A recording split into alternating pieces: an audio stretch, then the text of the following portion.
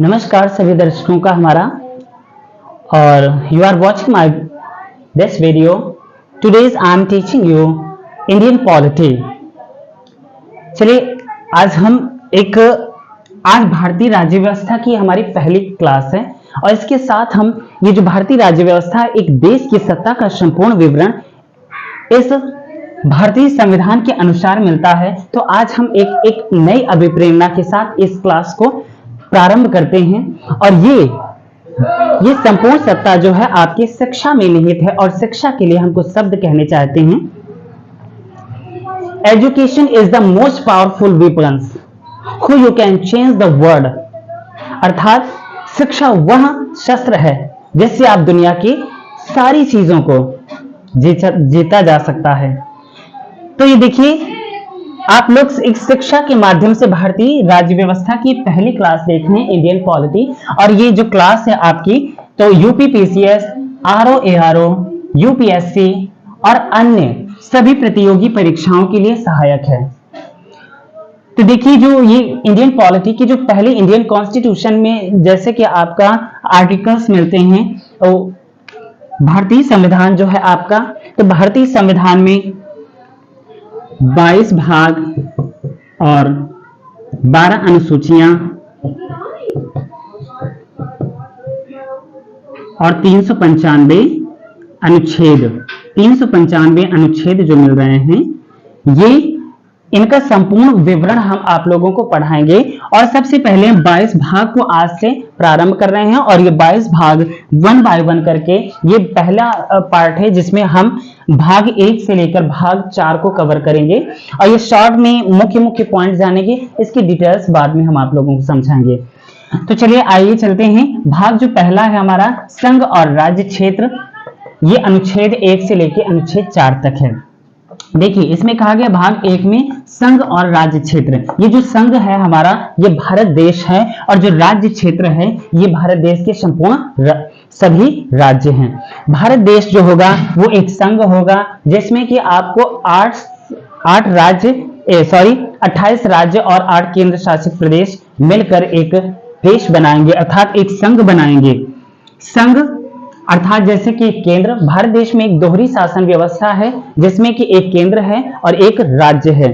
तो राज्य की व्यवस्था है जो वो व्यवस्था अलग रखी गई है, और जो केंद्र की व्यवस्था है वो व्यवस्था अलग है। तो चलिए इसी के माध्यम से भाग 1 में संघ और राज्य क्षेत्र, ये अनुच्छेद 1 से लेके प्रारंभ होता है, यहीं से अनुच्छेद 1 से लेके अनुच्छेद 4 तक इसका संपूर्ण विवरण मिलेगा। चलिए आइए देखते हैं भाग 2 में। भाग 2 है जो आपका नागरिकता। अब देखिए, नागरिकता जो है आपका अनुच्छेद 5 से लेकर 11 तक। नागरिकता का प्रावधान, भारत देश में जितने भी नागरिक हैं सभी को नागरिकता का अधिकार प्राप्त है। जैसे भारत इंडियन जितने भी इंडियंस हैं वो उनका जब जन्म से, भारतीय जितने भी हैं, तो उनको किसी प्रमाण पत्र की आवश्यकता नहीं होती, बल्कि उनको जन्म से ही भारत का अधिकार अर्थात भारत की नागरिकता प्राप्त हो जाती है। अगर विदेशी कोई भारत में आता है तो उनको प्रमाण पत्र के माध्यम से ही नागरिकता दिलाई जाती है। तो इसका जो नागरिकता का प्रावधान है अनुच्छेद 5 से लेकर अनुच्छेद 11 तक मिलेगा। और ये भाग 2 में, किसमें? भाग 2 में। अब देखते हैं कि भाग 3, आइए देखते हैं भाग 3 क्या है। तो ये जो मौलिक अधिकार हैं आपके, अर्थात मौलिक अधिकार अर्थात मूल अधिकार, फंडामेंटल राइट्स, जो फंडामेंटल राइट्स हैं आपकी आर्टिकल 12 से लेकर 35 तक दिया हुआ है, अर्थात अनुच्छेद 12 से लेकर 35 तक दिया हुआ है। और ये भाग 3 में दर्शाता है कि भाग 12 से लेकर और ये जो आपके अनुच्छेद 12 से लेकर 35 तक है, ये भाग जो 3 है ये पूरा मौलिक अधिकार। क्या है? मौलिक अधिकार, जो कि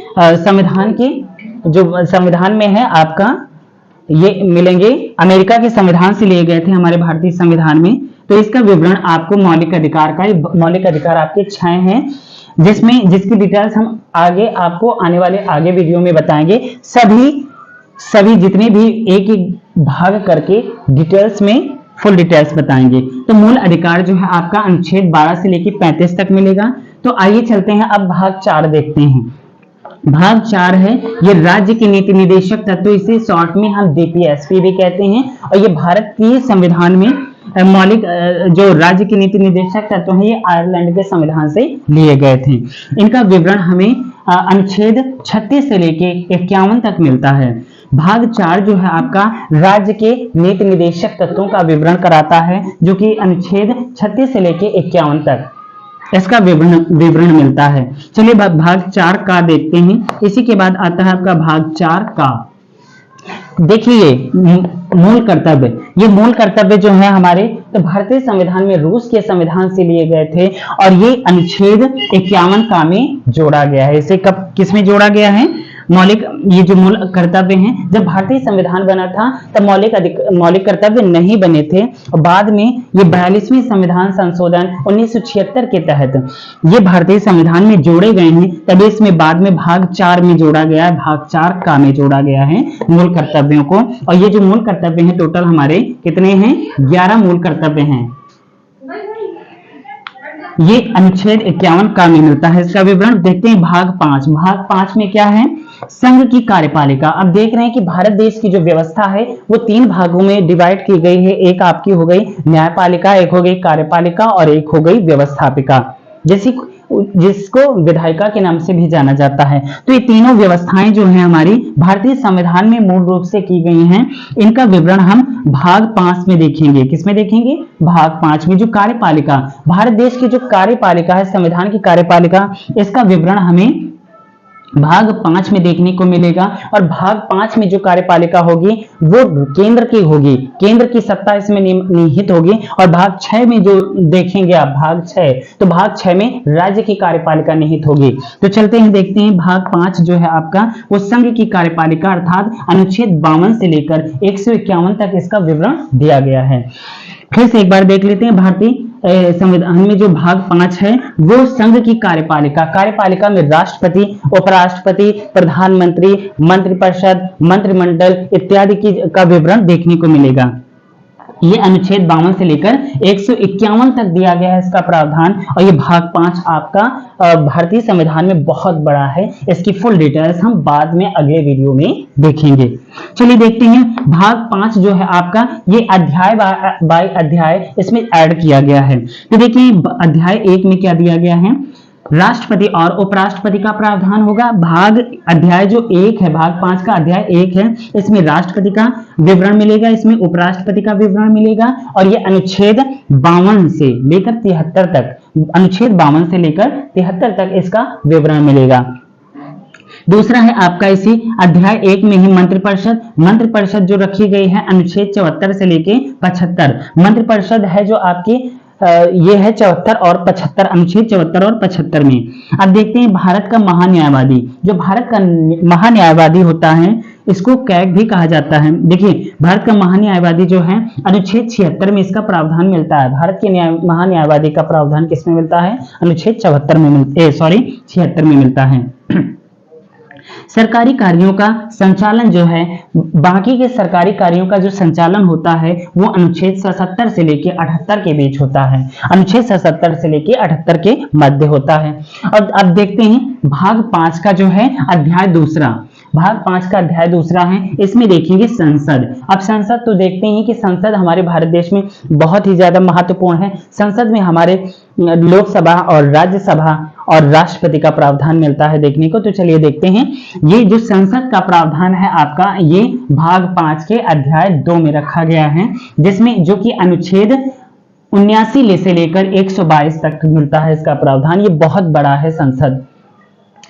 संसद को हम अगले वीडियो में देखेंगे, इसकी फुल डिटेल्स पढ़ेंगे। तो एक बार जान लेते हैं संसद जो है हमारा अनुच्छेद 79 से लेकर 122 तक इसका प्रावधान मिलता है।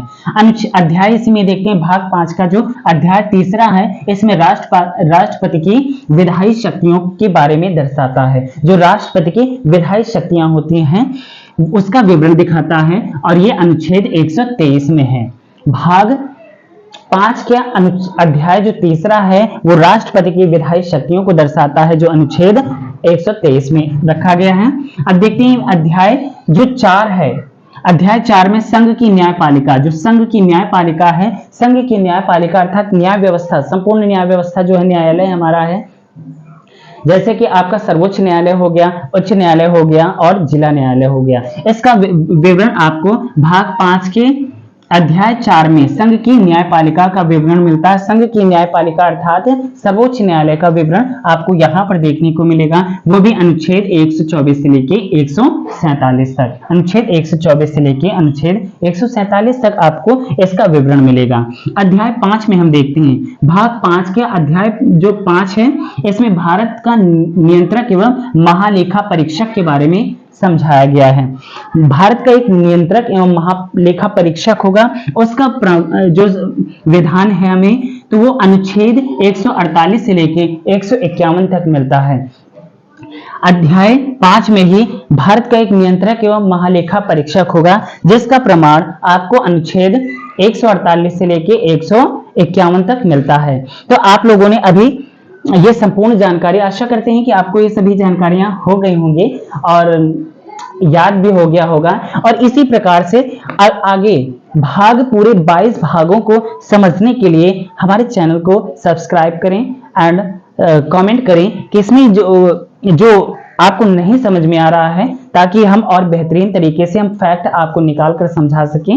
तो आशा करते हैं कि आप कमेंट करें कि आपको कितना याद हुआ और कितना नहीं। आशा करते हैं कि याद हो गया होगा। आप सभी दर्शकों को के लिए एक सूचना है कि जितने भी कॉम्पिटिटिव एग्जाम्स की प्रिपरेशन कर रहे हैं, चाहे वो आईएएस हो या पीसीएस हो या आरओ एआरओ हो या खंड शिक्षा अधिकारी बीईओ हो या फिर सिविल सर्विसेज से संबंधित सभी प्रकार के चैप्टर्स और सभी प्रकार के सब्जेक्ट हम 1 बाय 1 करके आपको फुल डिटेल्स के साथ समझाएंगे। और बाकी की जितने भी ये डिटेल्स हम आपको समझा रहे हैं, तो सभी प्रतियोगी परीक्षाओं के लिए बहुत ही सहायक है। तो आप ज्यादा से ज्यादा इस वीडियो को शेयर करें, ताकि हमारे अन्य दर्शक हैं वो भी बेहतरीन तरीके से समझ सके, जान सकें, और जो ऑफलाइन कोचिंग नहीं ले पा रहे हैं वो ऑनलाइन कोचिंग के माध्यम से ही ये अपनी प्रिपरेशन को बेहतरीन ढंग से बढ़ा सकें। So thank you so much watching my this video and जय हिंद, जय भारत।